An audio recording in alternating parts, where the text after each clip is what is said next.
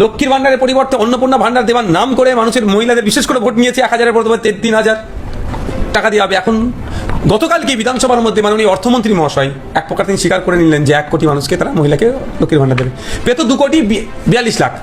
আমি মানছি 2,42 লাখের মধ্যে একটা অংশ দুর্নীতি হয়েছে। হ্যাঁ, আমি বিধানসভার মধ্যেও বলেছি তৃণমূল দুর্নীতি করেছে, ছেলেদের নাম ঢুকিয়ে দিয়েছে। কিন্তু বাকি মহিলারা কি দোষ করলো? এরা 1 কোটি মহিলাকে দেবে টার্গেট। কেন? এবারে 36,000 কোটি টাকার প্রজেক্ট রেখেছে। 36,000 কোটি টাকা। এই জন্য আমি বলছি 1 কোটি মহিলা, একটা মহিলা 1 বছরে 36,000 টাকা পাচ্ছে। 1 কোটি মহিলা 1 বছরে তাহলে 36,000 কোটি টাকা পাচ্ছে। তাহলে টার্গেটে নিয়ে নিয়েছিল, ওগুলোকে নামগুলো বাদ দেবে। ফলে তোমরা এত বড় ফর্ম টাম করে করছে।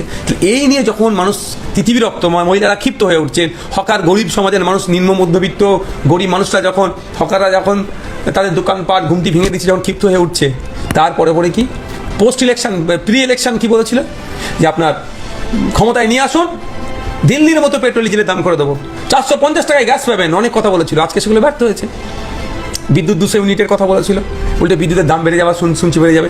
যে প্রতিশ্রুতিগুলো দিয়েছিল সেগুলো পূরণে ব্যর্থ তো হচ্ছেই, সেই প্রতিশ্রুতিগুলোকে আর নতুন করে তারা রিকলও করছে না।